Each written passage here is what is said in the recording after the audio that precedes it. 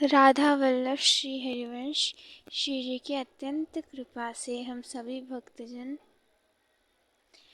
रसिक संतों के पावन चरित्र को श्रवण कर रहे थे। उसमें हम पूज्य श्री पंडित श्री गया प्रसाद जी महाराज के पावन चरित्र को श्रवण कर रहे थे।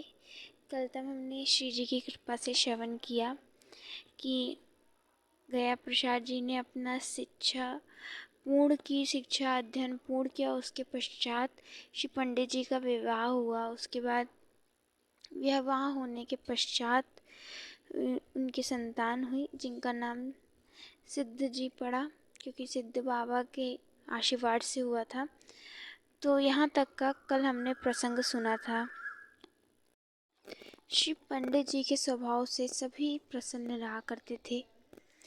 इनका अपना एक नियम ही था, ये सब जल्दी ही भोर में जग जाया करते थे और जगने के पश्चात पहले अपने माता पिता के चरणों की वंदना किया करते थे, उनके चरणों में प्रणाम करते थे। फिर सादर पूर्वक उन्हें स्नान कराते, खुद स्नान करते। स्नानों उपरांत पहले माता जी को फिर पिताजी को, माता जी को स्नान इनकी पूज्य धर्मपत्नी कराती थी और पिताजी को स्नान ये कराया करते थे। इस प्रकार इनका माता पिता की भी सेवा बहुत करते थे।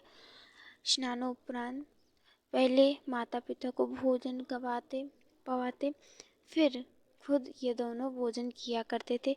इस प्रकार इनकी दिनचर्या चलती थी। परंतु इन बीच जो पिताश्री थे वे हाथरसी में नौकरी करा कर रहे थे, कपास वाली। एक बार क्या हुआ, सब लोग गया प्रसाद जी को जानते थे कि ये बड़े ईमानदार हैं और ये हर कार्य को बहुत पूर्णता से करते हैं। तो वहाँ के मैनेजर ने इनको बुला लिया और वहाँ पे इनको कुछ कार्य सौंप दिया। ये कार्य से जो लोग थे, वहाँ के जो काम करने वाले थे, वे बड़े प्रसन्न हुए। तो उन्होंने श्री गया प्रसाद जी को काम पर रखा। 1 महीने काम करवाया तो उन्हें 1 महीना वेतन में 7 रुपये दिए। अब आज से 100 वर्ष पूर्व जो 1 रुपये का ही बहुत मूल्य था, तो उस वक्त 7 रुपये इनको वेतन के तौर पर मिला करते थे। परंतु इनकी कार्यपूर्णता, शीलता सबको देखकर जो मैनेजर था वो बड़ा खुश होता था। तो प्रति महीना इनकी जो वेतन थी वो 1-1, 2-2 रुपये से बढ़ने लग गई। जैसे इस महीने 7, फिर 10, 11 से धीरे धीरे बढ़ने लग गई थी। इनके कार्य को देख के जो मैनेजर था वो बड़ा प्रसन्न होता था। तो उन्होंने क्या किया, उन्होंने अपना जो कार्य होता था वो भी श्री पंडित जी को सौंप दिया। तो पंडित जी उनके कार्य को भी किया करते थे। तो मैनेजर ने अपना सारा काम इनको सौंप दिया। अब तो मैनेजर एकदम आराम किया करता था, क्योंकि इनका सारा काम तो पंडित जी किया करते थे।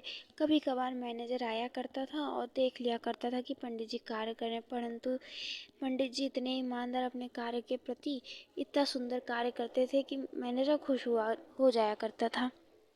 तो ऐसे ही ये अपना कार्य करते थे। जो आसपास के लोग थे, हाथरस के ही लोग थे, वे अब जानने लग गए थे, चिढ़ने लग गए थे कि जो पंडित जी हैं इनका स्वभाव बड़ा अच्छा है, इनका कार्य भी करने का ढंग जो है वो भी बहुत सुंदर है। सब इससे प्रभावित रहा करते थे। तो वहाँ जो लोग काम किया करा करते थे कपास के, उस जगह कपास के ही नौकरी करते थे जो लोग, वो इनकी स्वभाव, इनकी सहजता ऐसे दूर दूर तक हाथरस के अगल बगल वाले गांव में भी फैलने लग गई थी कि इनका कार्य करने का जो तरीका है बहुत सुंदर है। तो इस प्रकार इनकी बहुत ही हर जगह वाहवाही हुआ करती थी। तो इस प्रकार पंडित जी तो काम करते थे और बीच बीच में कल्याणीपुर आ जाया करते थे कुछ करने के लिए। जैसे माता जी उनकी वहीं रहते थे, भाई रहते थे, बहन रहती थी, उनकी धर्मपत्नी रहती थी, तो वहीं कभी कभार आ जाया तो करते थे। परंतु वो क्या देखते थे कि उनके जो पिताश्री हैं वो कभी छुट्टी नहीं लेते, वे हाथरस ही में रुके रहते और उनके पिताजी बड़े बूढ़े हो चुके थे। तो उन्हें ये सही नहीं लगता था। उन्हें लगता था कि अब पिताजी को कार्य नहीं करना चाहिए। तो एक दिन वे गए और पिताश्री से कह दिया कि अब हम बड़े हो चुके हैं, हम अब कार्य कर सकते हैं, अब हम कमाने योग्य हो गए हैं, इसलिए आप नौकरी छोड़ दें। तब इनके जब पिताश्री ने सुना ऐसी वाणी गया प्रसाद जी की, तो उन्होंने ठीक है कहकर उन्होंने कार्य करना छोड़ दिया और वे भी कल्याणीपुर गांव में रहने लग गए। अब यहाँ पे पंडित जी सारा काम किया करते थे और उन्हीं से घर पूरा चलता था। ऐसे ये माता पिता की सेवा करते, सारा कार्य करते, और जो इनके छोटे छोटे भाई थे उनको इन्होंने शिक्षा दिलवाई, शिक्षा करवाई। कुछ भाई समय के अनुसार बड़े होते गए तो उनके साथ ही उन्होंने विवाह भी करवा दिया। फिर सब गृहस्थ में चले गए, सादर पूर्वक गृहस्थ आश्रम में गए, वहाँ पे सब व्यस्त हो गए। इस प्रकार पूरा परिवार अच्छे से चल रहा था। तो पंडित जी के मन में आया कि अब हाथरस चले जाना चाहिए। तो इस प्रकार इन्होंने यही सोचा और फिर कल्याणीपुर को छोड़कर ये माताजी, पिताजी, अपने भाइयों को, सभी को, अपने एक पुत्र को, सभी को ये लेकर हाथरस चले और वहीं पे कार्य करने लग गए। उस वक्त जो इनकी धर्म पत्नी थी वो रोग से ग्रसित थी, यानी कि उनके रोग पकड़ गया था। तो उस वक्त वे अपने मायके में थी, परंतु गया प्रसाद जी ने इन्हें बुलवा लिया और कहा कि अब आपकी सेवा हम करेंगे। परंतु इनकी जो धर्म पत्नी थी उन्हें लगा ये सही नहीं, क्योंकि आप हमारे से पूज्य हैं और उस वक्त ऐसा ठीक नहीं लगता था। तो उन्होंने कहा नहीं, आपने जीवन भर घर का सेवा की, अब हम आपकी सेवा करेंगे। क्योंकि जो पूज्य इनकी धर्म पत्नी थी उनके रोग हो गया था, तो इसी में वे उनकी भी सेवा करते, माता पिता की भी सेवा करते और आदि अपना हाथरस में कार्य भी किया करते थे। इस प्रकार जीवन चल रहा था और समय के साथ ही सब बूढ़े होते गए। जो इनकी पूज्य माता श्री थी, वो जो इनकी जो जननी थी वो भगवत धाम चली गई इन्हीं बीच में।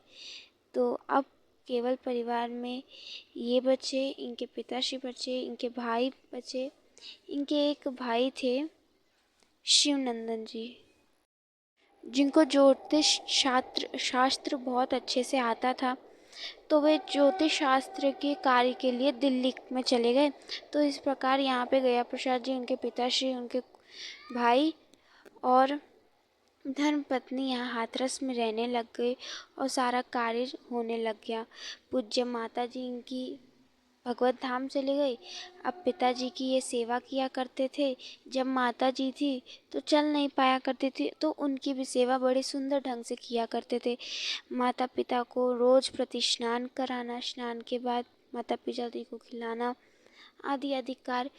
अब पिताजी जो थे उनके बहुत बीमारी पकड़ ली, जैसे कि अब उनके पूरे शरीर में फुंसी निकल आई थी, बहुत दर्द हुआ करता था उसमें। तो पंडित जी अपने पिताजी का बहुत ध्यान रखते थे। सुबह उठते सर्वप्रथम जाते नीम का पानी करते, उसके बाद उससे जब इनके पिताश्री आदि अपना नित्य कार्य कर लिया करते थे तो उसके पश्चात ये उनकी सफाई भी किया करते थे। उस वक्त इनके पिताश्री की जो दशा थी वो ठीक नहीं थी, तो उसी के बाद नीम के पानी से ही अपने पिताश्री को नहवाया करते थे। जहाँ फुंसी होती थी उसे नीम के पत्ते से रगड़ कर ठीक किया करते थे, आदि आदि ये कार्य करते थे। जो लोग देखा करते थे, जब देखते थे श्री पंडित जी की ऐसी माता पिता की सेवा, तो लोग बहुत खुश होते थे कि ये अवश्य बहुत आगे जाएंगे, क्योंकि ये अपने माता पिता की सेवा इतने सुंदर ढंग से करते हैं और माता पिता से इनको जीवन भर ही आशीर्वाद मिलता रहा। इनके पास गुरु का आशीर्वाद और माता पिता का आशीर्वाद सदैव बना रहा, तभी ये इतने आगे बढ़ सके। इसलिए हमें अपने माता पिता की सेवा करनी चाहिए। इस प्रकार गया प्रसाद जी माता पिता की भी सेवा करते और अपना कार्य भी करते। इनका अपना अलग ही नियम था। इनका ये नियम था कि ये कहीं बाहर जाते तो कभी अन्न नहीं खाते थे। भुजी हुई शकरकंद या आलू ले जाया करते और कहीं अगर जगह पाते कुएं पर तो पा लिया करते थे वहीं पर। इनका कुछ खाने के प्रति और सबका नियम था। पंडित जी की दो संतानें हुई। एक पुत्र थे जो पहले ही हो गए थे, मानस जी। दूसरी पुत्री हुई शांति जी हुई। इस प्रकार इनके दो संतान हुए, एक पुत्र और पुत्री। और ये हाथरस में ही वास कर रहे थे। जननी गई, उसके पश्चात कुछ ही मास में धर्मपत्नी भी श्री भगवत धाम को चली गई। इस प्रकार केवल अब पंडित जी बचे, दो संतान बचे, भाई बचे, बस, और पिताश्री अब यही रहने बचे थे। तो पंडित जी हाथरस में जागेश्वर मोहल्ले में एक मकान लेकर रहने लग गए। जिस मकान में वह रहा करते थे, उसी मकान के सामने एक बड़ा नीम का वृक्ष था। तो पंडित जी ने सोचा कि एक पाठशाला खोलनी चाहिए। तो उन्होंने अपने लिए एक पाठशाला खोली जिसमें वे बालकों को पढ़ाया करते थे। बालकों को पढ़ाते थे, साथ ही में अपने पिताश्री को वहीं बैठा लिया करते थे और उनसे राम राम बुलवाया करते थे और उन्हें हाँकते रहा करते, यानी कि पंखी से हवा भी करते रहते थे और उनके पिताश्री से ये नाम का भी उच्चारण करवाते रहते थे। बहुत बूढ़े वृद्ध हो चुके थे, तो इस प्रकार पिताश्री भी वहीं बैठा लेते थे और वहाँ जो पाठशाला में बच्चे आया करते थे उन्हें भी पढ़ाया करते थे। जो पाठशाला में बच्चे होते थे वो मासिक मूल दिया करते थे, यानी कि फीस दिया करते थे।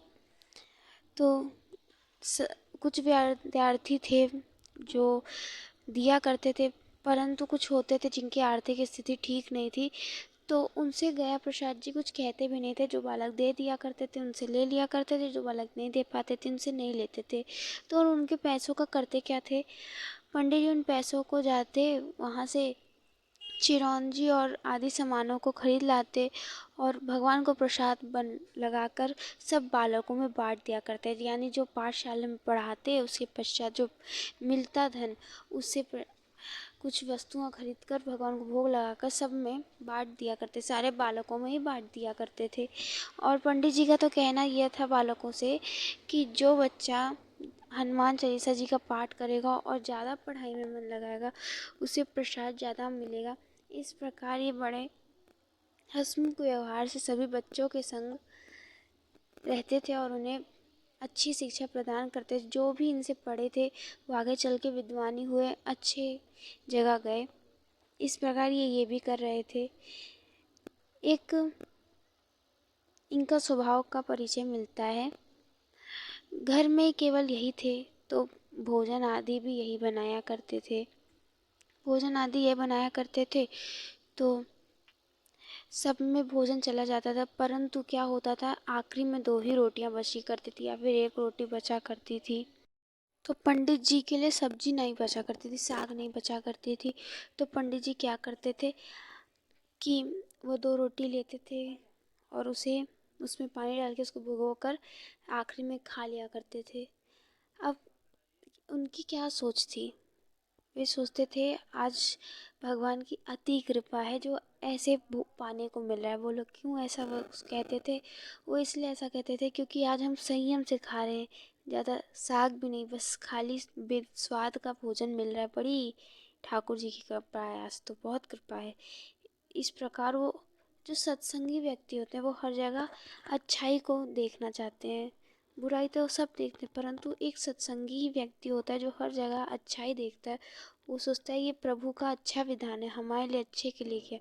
तो इस प्रकार वो ऐसे पा लिया करते और पूरे परिवार को पता भी नहीं चलता था कि आज पंडित जी को कुछ मिला नहीं है। कैसे, क्योंकि घर में सर्वप्रथम सबको पवा दिया करते थे, फिर आखिरी में खुद बच्चे छोटे छोटे, पिताश्री वृद्ध, तो पूरा परिवार पा लिया करता था। उसके पश्चात ये पाया करते थे। कभी कभार भूखे ही सोना पड़ता था। कोई चिंता की आवश्यकता इनकी नहीं थी, इनको किसी बात की भी चिंता नहीं रहती थी। इन्हें लगता था कि सब प्रभु की कृपा से हो रहा है, अच्छा हो रहा है, प्रभु ने हम पे बड़ी कृपा की है। तो इस प्रकार ये अपना सुंदर जीवन, सहज जीवन व्यतीत कर रहे थे। श्री जी की अत्यंत कृपा से आज हमने यहाँ तक श्री पंडित जी के चरित्र में श्रवण किया।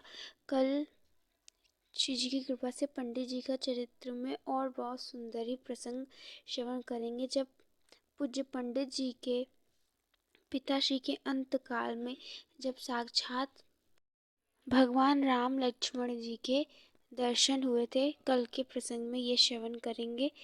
तो श्री जी की कृपा से अभी हम यहीं विराम देते हैं। तब तक के लिए आप सभी को राधा वल्लभ श्री हरिवंश।